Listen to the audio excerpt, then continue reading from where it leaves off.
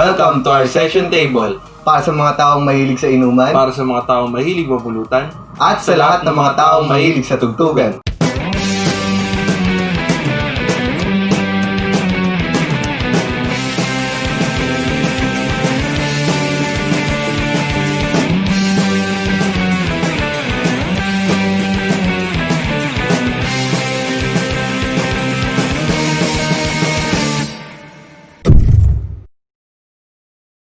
mga sessionista, weekend na naman.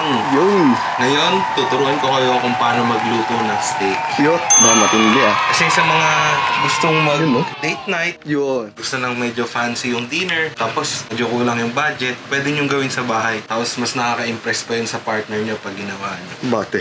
Beautiful! 君の虜になってしまえばきっと Tuturuan ko kayo, bibigyan ko yung mga techniques paano magluto ng steak. Ngayon, ito, meron tayong ribeye. Sabi nila, ribeye daw. Hindi Kasi- na. Ba't ano ba to? Hindi ko alam eh. Kasi nung binili ko, ganyan siya. Kasi kung ikukumpara mo sa ribeye, ito yung ribeye oh. Tingnan mo yung picture. Ah, yan ba? Oh. Hindi ko alam kung ribeye ito, pero... Oh, basta, yun- basta mukha naman siya steak. Ngayon, ang first natin gagawin, dapat nasa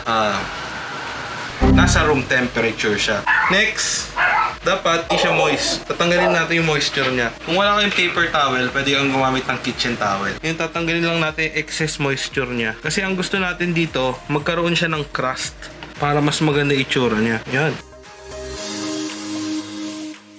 After nyan, season na natin. Salt. Then pepper. Huwag kayong matakot na maraming ilagay kasi pagka nilagay nyo yun sa pan, maglalaglagan din yan. Kabilang side.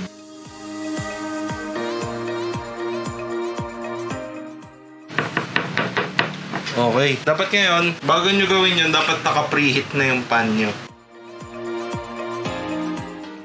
Ang cast iron, ang pinakamagandang pan na gamitin para sa steak. Kung wala kayong cast iron at meron kayong sizzling plate, pwede naman. Kung wala kayong sizzling plate, pwede yung normal na mga kawali nyo na lang. Huwag nyo lang gagamitin yung non-stick. Kasi ang gusto natin dito magkaroon siya ng magandang crust. Kasi pag non-stick ang ginamit nyo, hindi nyo siya ma-achieve. Okay? Dapat pag na-preheat nyo na siya, kailangan ganyan umuusok-usok, sobrang init. Kasi sa ganito kanipis na steak yan, mabilis lang yan maluluto.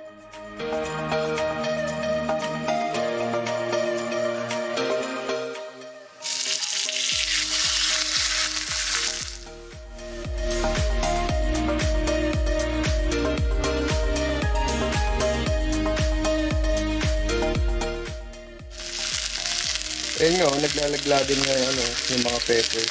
Tapos check mo, ayan o, ganyan yung crust na gusto natin, so kulang pa. Ikot nyo lang siya sa pan para yung ibang init na nandito magagamit niya. Kasi once na nilagay mo yun dyan, bumababa yung temperature niya. Ibang temperature. Oo. So, galaw-galaw, tapos medyo i-press nyo para dumikit ng mabuti yung ilalim. Ano bang natin dito? Ano bang tirada natin dito? Medium rare.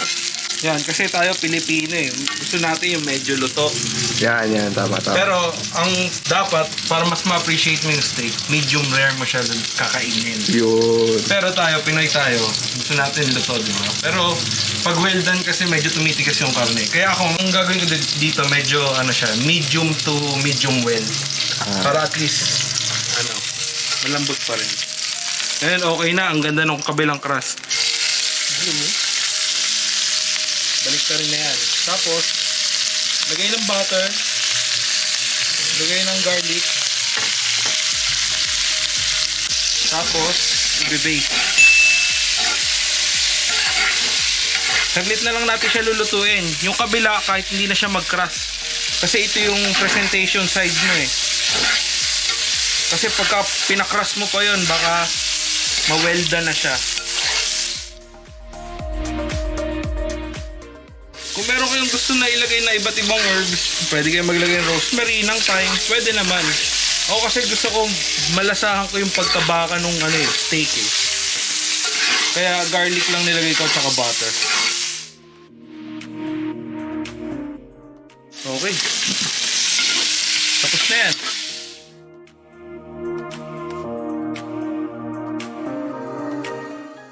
So, pag naluto na siya, i-rest muna natin siya bago natin siya hiwain para mag-circulate yung juice niya. Kasi pag hiniwa mo agad yan, maglalabasan yung juice, magiging dry yung steak mo. So rest natin siya mga 5 minutes bago natin siya hiwain.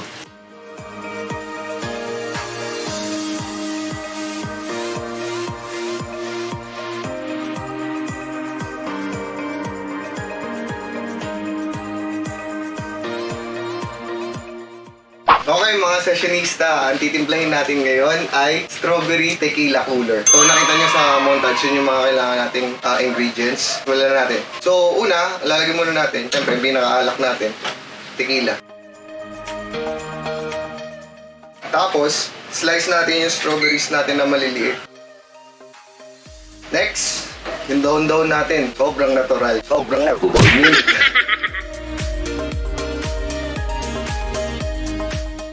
So, ang gagawin natin, bali ma-model na lang natin siya. Wala tayong pang model, so kutsara lang gamit natin. Parang dudurugin nyo lang siya.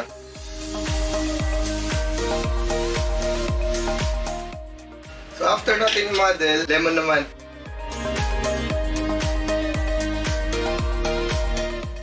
So, option ninyo kung gusto nyo isama yung lemon, pwede naman siya, sama siya dun sa pinaka-garnish natin. Pero ang gagawin natin ngayon, i-zest natin siya mamaya. Tapos, lagay na natin yung Sprite. Lagyan na lang tayo ng ice natin. Tapos, Grenadine. Pampadagdag din ng kulay. And then, i-zest natin yung lemon natin.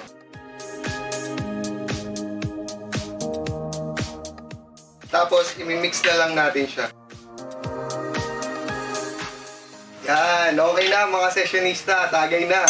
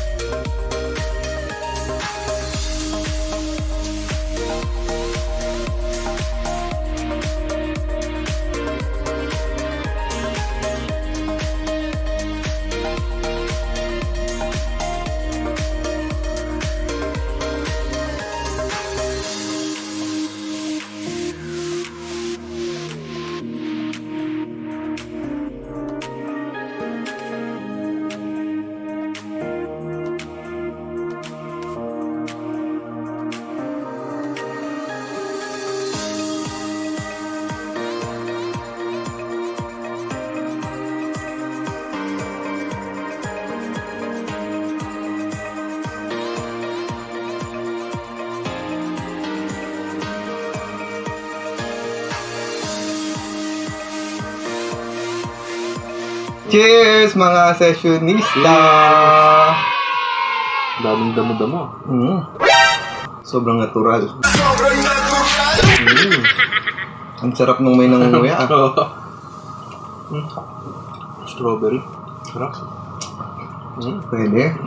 Anong tawag dito? Strawberry tequila cooler. Parang Refreshing ba? Dahil sa mint. Tapos si strawberry. Siyempre, binagaya natin. Medyo social din yung pulutan natin eh. Sinusyalan natin na konti alak. Mahal natin. Unti-unti lang. Mahal to eh. Mahal to sa labas eh.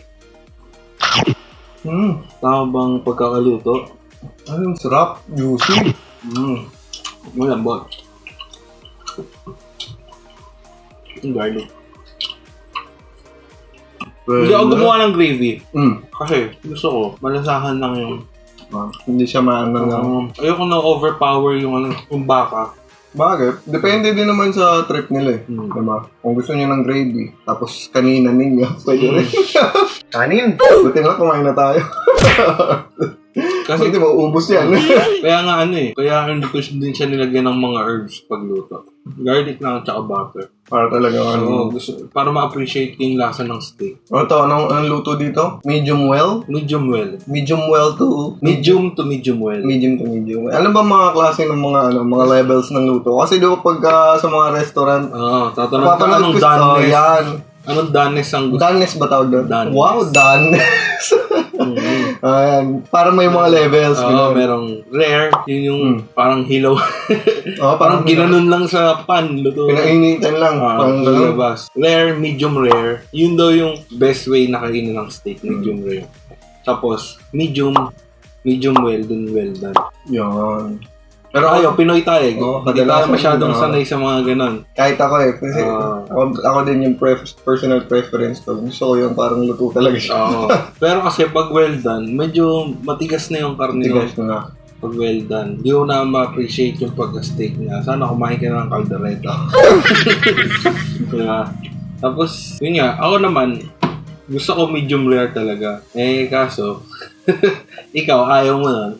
Tsaka ayun nga mga sessionista. Baka meron kayong mga suggestions kasi malapit na magpasko eh. Baka may suggestions kayo. Anong gusto nyo lutuin? Pahirapan natin to.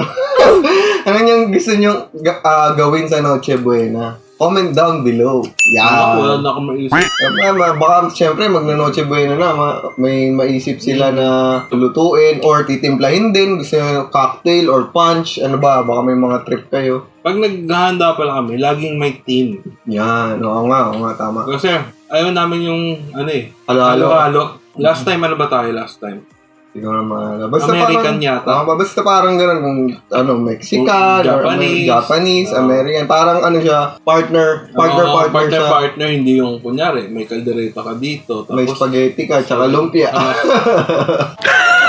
May basta Uso yung meme sa yung December na, ready na ba kayo mag-spaghetti araw-araw?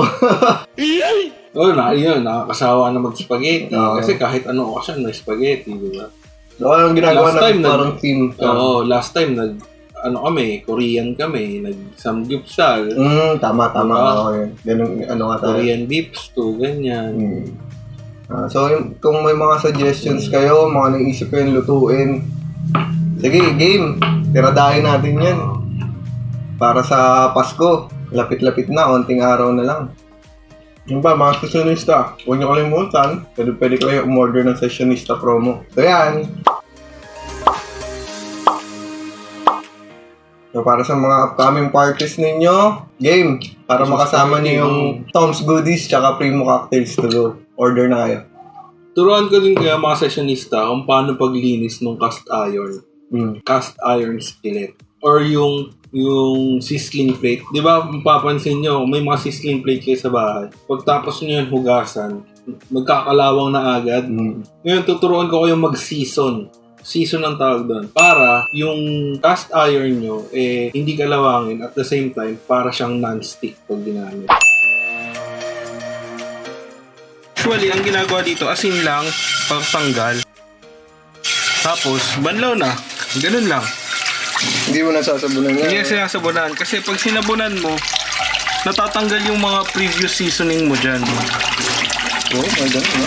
Oo, pero dito sa Pilipinas, maraming case. Pwede mo namang sabunan, depende sa'yo. Ako din, sasabunan ko na lang din. Pero kasi mostly naman, sa ko lang ginagamit yun. Sa steak lang. Sa hugasan, punasan. Mula ng tubig, lagay sa kalan, sindihan. Tapos ganun ulit, hintayin lang natin siyang umusok. Yan, kapag umuusok na siya, lagyan natin siyang mantika. Ang ginagamit na mantika pang season, mga grapeseed oil, canola oil, vegetable oil, peanut oil. Search mo na lang iba kung anong oil. Tapos, isi-spread mo lang yan. Ito kasi yung mga oil na high smoke point. May high smoke point. Kaya, ito yung ginagamit. Ayan, spread mo siya. Kailangan ma-coat mo siya lahat. Pati sa handle. Sa likod.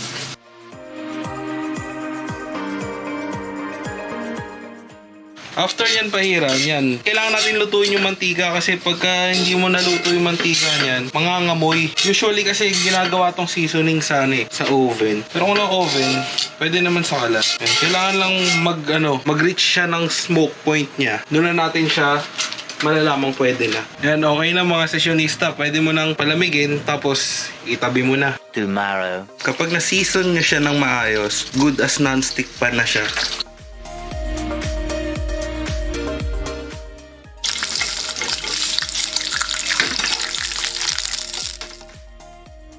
Ganun mag-maintain ng cast iron. Medyo mahirap mag-maintain yan. Pero, yun ang pinakamagandang gamitin pag mag-i-steak ka. Kasi gusto mo sa steak, yung labas niya, yung crust niya. Parang may yung brown na kanina. May texture. Ganon. Kasi pag yun nga, sabi ko, wag sa non-stick. Kasi nga, hindi mo ma-achieve yun. Ma-achieve mo man yun, sobrang tagal mo siyang lulutuin. Wala na. Finish na. Well done na siya. Sa cast iron kasi, saglit lang. Lalo na to manipis lang, half inch lang siguro to. Mga steak, saglit lang talaga lutuin yan. Kaya dapat, high heat, high temperature dapat. Para ma-achieve mo agad yung crust niya. Okay mga sessionista, tugtugan na!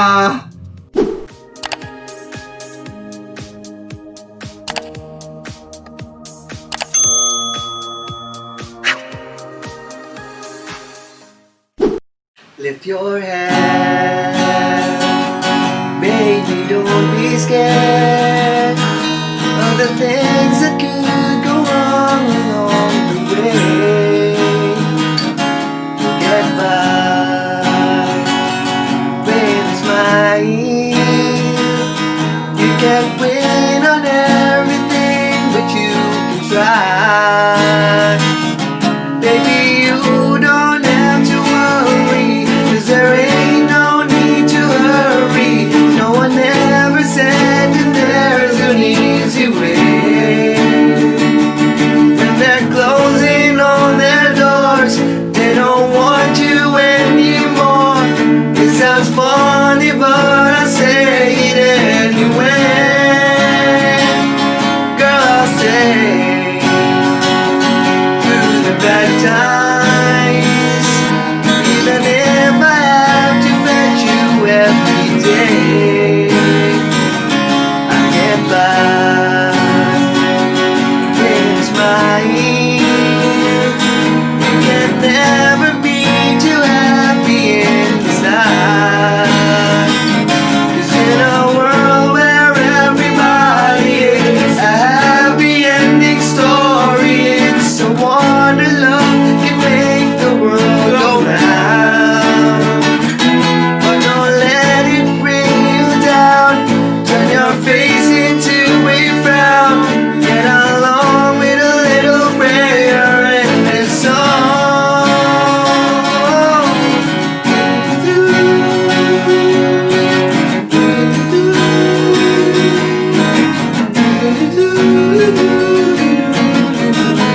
Let me hear you